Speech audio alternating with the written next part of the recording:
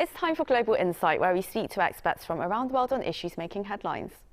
Now, South Korea is planning major tax cuts to boost businesses and livelihoods. The Finance Ministry on Thursday unveiled its proposal to revise the tax code, which reflects the Yoon Suk-yeol administration's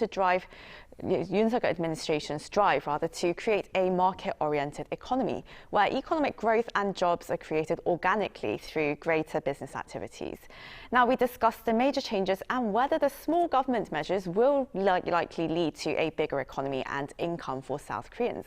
And for this, I'm joined in studio by Professor Yang Jun-sok, Professor of Economics at the Catholic University of Korea. It's lovely to see you in person, Professor. Happy to be here. Thank you for being with us. And well, my first question to you, it seemed like the headline line really from this tax code revision plan is the corporate tax cut from 25% to 22%, and also some tax waivers or tax reductions, I suppose, for that would largely favour a lot of conglomerates here and large companies. So will these big cuts to corporate tax really translate into a better economy for South Korea? I don't think it's likely in the short term. In the long term, it may help, but not in the short term. And there's two, I think, major reasons. The first is that even though we keep talking about the corporate tax cuts, the top corporate tax cuts have been cut from 25% to 22%. But for most of the rest of the firms, tax rates haven't changed. Only the firms which were paying the very top corporate tax rate of 25%, and some small and medium-sized companies whose tax rates were cut to 10%. Except for those two groups, the other firms didn't really have a tax cut. So I don't think there's going to be a big increase in investment for most of the companies in Korea. And then the second reason is that, during the latter part of 2010s, before the pandemic, there were a lot of countries which did cut corporate taxes. They were in sort of a race to cut taxes because they felt that they were losing businesses to countries with very low corporate taxes. And if you look at those countries, and perhaps specifically in the United States, which had a corporate tax cut in 2017, when they had the tax cut, they didn't really have any increases in investment. In fact, in the United States, they used the savings from the tax cuts to buy back their stock, to raise the prices of their stock for the most part. So it is very doubtful that the tax cuts will show up instantly on Korea's investment. But there is some evidence that if you look at the long term, say 5-10 years, then the cut in corporate tax cuts do help increase investment. But what you need first is increase in demand, because no company makes an investment if they're not sure that they're going to sell goods. So if you have an increase in demand, then the companies will make investments, and if you have a lower tax rate, they will make somewhat more investment than they would have. So it may help in the medium and long run, but if you want to look at investments, say this year or early next year, it's probably not going to help much. Right, and well, with the Yoon administration being quite pro-business, they've been trying to get local companies on board and really invest in domestic production, facilities, infrastructure and such, and of course create jobs. But they also want to attract some foreign business as well. And do you think the latest tax code the proposed changes are going to really help with that? Well, I think it's basically same thing with foreign firms that we see in domestic firms. If they see a lower tax rate, they may make some additional investment that they would not have. But fundamentally, decision on investment depends on productivity, profitability, of which tax rate is just one factor. So it'll help us marginally, but will it help completely change the minds of foreign investors? Probably not, but if they were planning on investing in Korea anyway, they may do a bit more investment than they would have. And the administration, even before it was inaugurated, they were talking about stabilizing people's livelihoods, and that was supposed to be one of the core points of this tax code revision scheme. And well, are there any measures targeted to achieve that, and will they be enough? Well, as I said, for some small and medium-sized companies, they got booted down to the lowest tax rates. And then for income taxes, for lower and middle income workers, their category, their amount that their tax rates belong in, they have been adjusted somewhat. The workers subject to lowest income tax rate of 6%. The lower bound for income was raised from 12 million won to 14 million won. And the upper bound for the next tier of income taxpayers at 15% income tax was raised from 46 million to 50 million won. And because the average Korean income is about 37 million won, median is 24 million won, most middle class and lower class, lower income, middle income workers will see some kind of a benefit, and the government estimates that that's going to be about 800,000 won per taxpayer. But there is some problems with the government calculations, I think. Because of the inflation that we're going to have this year, most people are going to probably get some kind of a pay raise. It's not going to be as high as the inflation rate, so in terms of purchasing power, their income will probably go down. But still, because their money income, their nominal income has gone up, they will probably pay more taxes. So the amount of 800,000 won as an average gain for taxpayer, I think that's the upper limit. I think most people will get less than that. And it's somewhat worrisome that they did not change the bounds for all the categories, not only the income taxes, but also the corporate taxes, to consider what happens with inflation, because even with corporate taxes, because of inflation, their revenues are going to go up, and their taxable revenues are probably going to go up as well, even though the real amount in terms of purchasing power, incomes, and revenues are going to go down. But because they made more in nominal terms, their tax actually is going to go up. So this reform has cut down the tax rate somewhat, but it didn't really adjust for inflation. So I think there will be some benefits to taxpayers on the income side, but it won't be as large as the government wants. Right. Well, inflation is just adding uncertainty to everything, it seems. And well, on top of taxes, though, most Korean workers or employees, they pay into the national pension scheme, of course, and there have been calls to make reforms to that. So first, why is this important, and how should the government go about doing it? Okay, I think they're pushing the pension reforms into more of a long run, but we do need changes in the pension system, basically because there's the demographics problem, where there's yet less young people paying into the system and more older people, retired people, who's going to take money out of the system. So right now, the Korean Economic Research Institute estimates that the pension system will get into red in 2037 and go broke by 2055 unless they make changes. And then secondly, there were problems with past politics where they raised benefits and lowered payments because, well, back in the days when we had a lot of young people and not very many old people, there was a lot of money coming into the system, so they felt that they could just spend to get political benefits.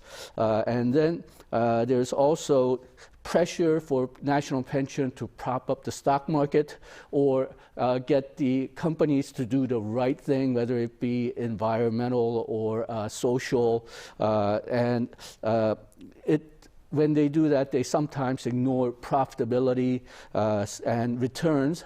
So that could reduce the money coming in to the pension system. And then there are some serious questions on how much everyday Koreans are preparing for their retirement because, well, there's so much things that you have to spend money now on. So the pension system, while people may not agree on which year that it will face problems, it will definitely face problems, so it needs a reform, and the reform will probably have to take the place of paying more when you're young and either getting less when you're older or getting money later than you're scheduled to right now. And well, as you said, the demographic issue that South Korea is facing, it's very rapidly aging society. Well, it really raises the question of social welfare and how much we pay into it, how much we get out of it. But normally when tax cuts are made, of course, it usually means less spending. And with this revision scheme introducing a lot of tax cuts, it's estimated that there will be a reduction of around 13.1 trillion won in government revenue. That's around $9.9 billion. And, well, should we be worried about this then? Okay, that 13.1 trillion won takes place between 2023 and 2026. If you just look at 2023, that's 6.4 trillion won, and 2024, that's 7.3 trillion won. And the government actually expects the reduction in tax revenues to fall after that because the economy will start improving again. Now, there's some question on whether that assumption is valid. But if we take the numbers that the government has estimated, well, 6.4 trillion won and 7.3 trillion won in terms of government budget is not that much of money. The government budget this year is over 500 trillion won. So we should be able to handle 6 to 7 trillion won per year unless we suddenly decide to spend a lot more, say through supplemental budgets, or tax revenues fall even more because Korea faces a large-scale recession, neither of which seems likely at the moment. So we should probably be able to afford this type of tax cut, but again, if there are unforeseen situations arise, then as always, these type of estimates can go awry. And well, what really is the worldwide trend right now? Are other governments around the world also introducing tax cuts? Well, every democracy wants to cut taxes during election time, so there's always proposals to cut taxes. But the last time we had a major, say, wave of cut in taxes was, I think, between 2015 and 2020 before the pandemic, when some countries were trying to reduce corporate taxes because they felt that some countries which had very low corporate taxes were taking away business, say countries like Ireland, which has less than 15% corporate tax. That pressure has disappeared somewhat lately because the United States has been trying to set up a global minimum corporate tax, and the minimum tax rate there is 15%. So because we have a minimum tax now, though it hasn't started to become enforced yet, but because we have that treaty, I don't think countries are really excited about reducing the corporate tax rate at the moment. But reduction in income taxes, well, that can come in a few years when we see some more elections down the line. I see. And well, the government also announced a 5-year blueprint for to really to invigorate the local semiconductor industry, and it's of course introduced very familiar-looking measures such as boosting the personnel here, talent, local talent, infrastructure, education. So do you see them trying anything differently this time around? Well, I think so far most of the policies that were announced is what they tried before, tax breaks, investment breaks, and so on. But there has been some moves to try to loosen up 52-hour workweek rule because, well, there's a lot of demand for semiconductors, and sometimes you may need to go beyond 52-hour per week. They need working hours to be much more flexible. And also for researchers, well, they don't quite punch the clock. So we may need some more flexibility there.